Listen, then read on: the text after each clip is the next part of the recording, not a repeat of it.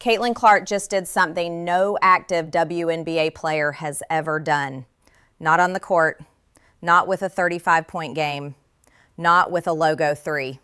She did it sitting courtside at Madison Square Garden with a microphone in her hand, analyzing NBA basketball on national television. Let's be clear, that's not just cool, that's history. She was on the broadcast with real basketball royalty, names like Carmelo Anthony, Tracy McGrady, Vince Carter, guys who have seen every era, every superstar, every media personality. And Clark didn't look out of place for even a second. She broke down actions, explained spacing, read plays in real time like she'd been doing it for years. This should have been a massive moment for women's basketball. You'd think the WNBA would have lit up with support. You'd expect players across the league to celebrate it like a win for everybody. Because for years, WNBA athletes have said the same thing. We deserve more visibility. We deserve more platforms. We deserve to be taken seriously by networks. Well, one of their own just got handed the biggest platform possible. And what happened? Silence. Not a few people forgot. Not some were busy. I'm talking about a noticeable, uncomfortable absence. No wave of congratulatory posts. No big love from the veterans. No proud of you from the players who constantly demand respect from the sports media machine. Just nothing. And fans noticed immediately. Because this wasn't a random achievement. This was a barrier-breaking moment. The kind of moment women's basketball has been trying to reach for decades. And yet, the reaction from inside the league felt less like celebration and more like avoidance. And that's where this story stops being about Caitlin Clark on NBC and starts being about what's happening inside the WNBA right now. Because in a league where so many people are choosing silence, one player didn't. One teammate didn't tiptoe around it. One teammate didn't give a safe, boring answer. One teammate didn't pretend it was just another day. Her name is Lexie Hull, and when she was asked about Caitlin's NBC debut, her response wasn't rehearsed. It wasn't political. It wasn't careful. She basically said, no advice. She crushed it. I'm proud.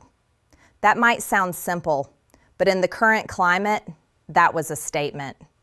Because in a league where ignoring Caitlin has become a weird kind of social strategy, openly praising her is almost like rebellion. It draws a line. It signals loyalty. It says, I'm not playing that game. And Lexie Hull didn't just praise Caitlin. She accidentally exposed something the WNBA has been trying to keep quiet for months. That's where we break down why Lexie's comment mattered so much and how she's been one of the only players willing to say out loud what everyone else is afraid to admit. Jealousy is real, and it's shaping the league's behavior. Lexie Hull's comment about Caitlin Clark wasn't long. It wasn't dramatic. It didn't come with a viral rant or a big speech. It was almost casual. No, she did so good. I'm proud of her. But in the WNBA right now, that sentence is basically a flare shot into the sky. Because it's not just about Caitlin being on NBC. It's about what's been happening around Caitlin since she entered the league, and what Lexie has already hinted at publicly. A few weeks earlier, Hull said something that most active players would never touch with a 10-foot pole. She admitted that jealousy exists in the WNBA right now.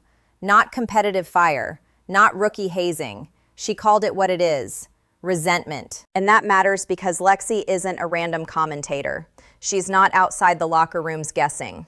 She's been next to Caitlin Clark through the entire storm.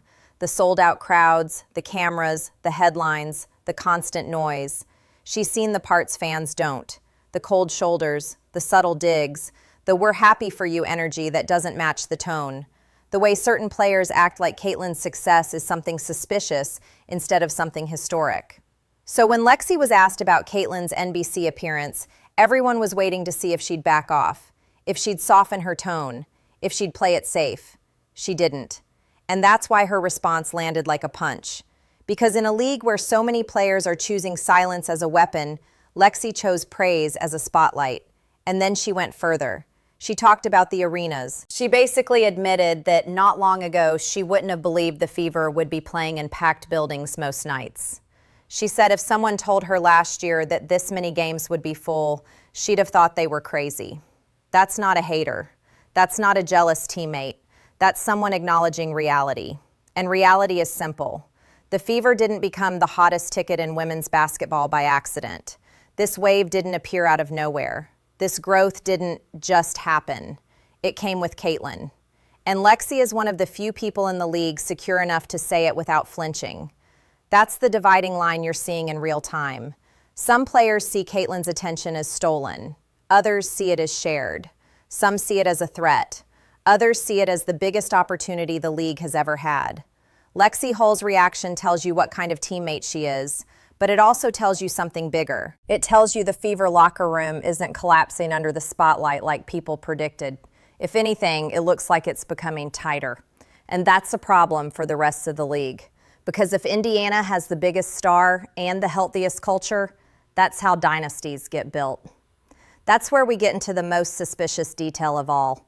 Why so many WNBA players suddenly forgot to congratulate Caitlin, and why fans are starting to keep receipts. Here's the part that makes the whole situation impossible to ignore. WNBA players are not quiet people. They tweet, they repost, they quote tweet, they comment, they celebrate magazine covers, awards, shoe deals, engagement announcements, viral highlights, you name it. When something matters to them, they make sure the world knows. So when Caitlin Clark became the first active WNBA player to step onto a major NBA broadcast like that, and the league response was basically nothing, that's not, oops, I missed it. That's a choice, and fans felt it immediately. Because this wasn't just a regular appearance. It wasn't a podcast clip or a random guest segment. This was Madison Square Garden, national TV, courtside, with legends, a historic first. If you're someone who spent years saying women's basketball deserves more respect, this should have been the easiest layup of all time. Congrats, Caitlin. Huge moment for the league. And yet, crickets. Now compare that to what usually happens in the WNBA. If a player lands a big brand partnership, the comments flood in. If someone gets a magazine cover, it's fire emojis for days. If a star wins MVP or makes an all-WNBA team, the congratulations come instantly. But Caitlin does something that literally expands the perception of what WNBA players can be, and suddenly the phones are missing. It's not subtle. And what makes it worse is the hypocrisy. Because many of the same voices that go hardest about media disrespect and visibility are the ones who stayed quiet when one of their own broke through a major wall. That's why Lexie Hull's support felt so powerful. She didn't just compliment Caitlin, she exposed the contrast. And here's what's happening now because of it. Fans are starting to track who shows love and who doesn't. And whether people inside the league like it or not, that matters. Because in 2026 sports culture, silence isn't neutral. Silence is a statement. And the WNBA has a growing audience right now, a new audience. A huge portion of them came from Caitlin's college run and followed her into the pros. They're not emotionally tied to the league's old politics. They don't care about how things have always been. They care about what they're seeing. And what they're seeing is a player breaking barriers, a teammate celebrating her, and a bunch of other players acting like it didn't happen. That doesn't make the silent players look tough. It makes them look small. And here's the irony. The silence isn't hurting Caitlin. It's helping her. Because every time the league refuses to celebrate her wins, it makes her look even more like an outsider fighting uphill.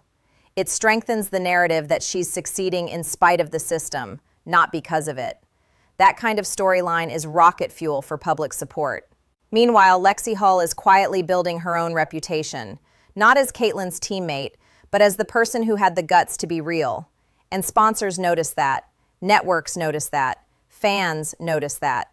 But this is where the story flips from awkward to dangerous, because the silence isn't just about social media. It reflects something deeper, a cultural fracture inside the league.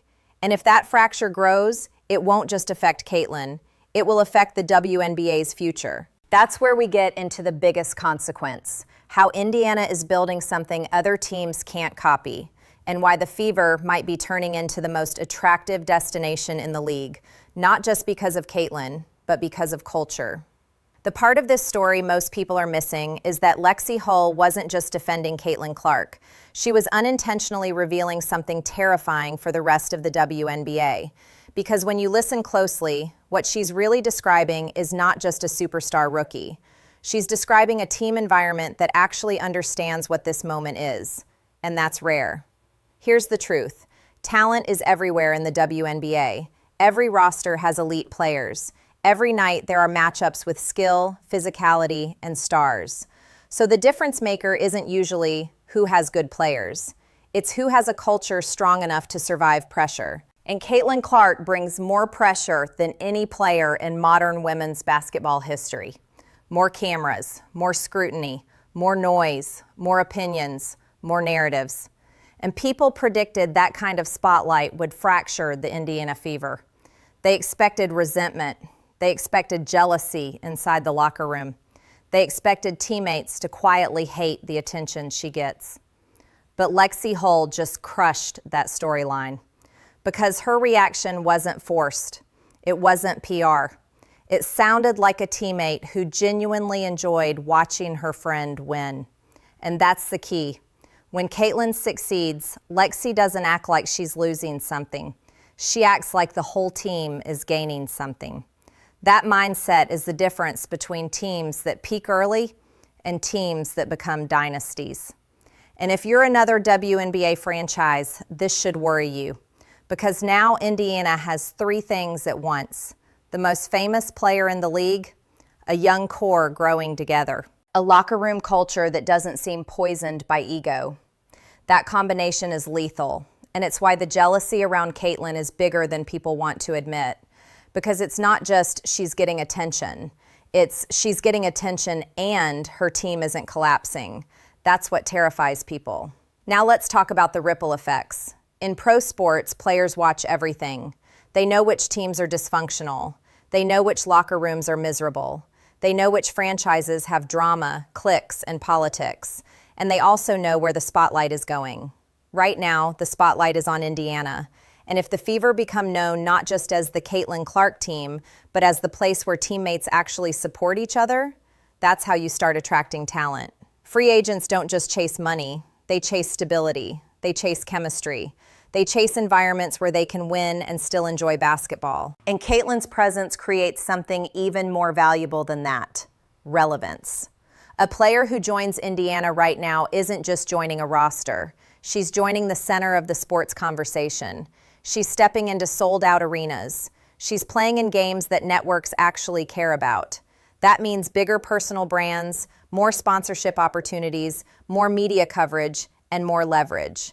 Lexie Hull basically signaled to the whole league, we're not tearing each other down over here, we're building something. And that message is powerful. But here's the twist. Caitlin's NBC moment wasn't just a broadcasting win, it was a warning shot. Because it proved she's not only the biggest star in the WNBA, she's becoming a major figure in basketball, period. And once that happens, the league loses leverage. Because now the question changes from, how can the WNBA benefit from Caitlin Clark, to something much scarier. What happens if Caitlin Clark realizes she doesn't need the WNBA to stay famous? That's where we get into the real end game. How Caitlin's media power changes the balance of control, what the league risks if it keeps mishandling this moment, and why the next season could decide the WNBA's future.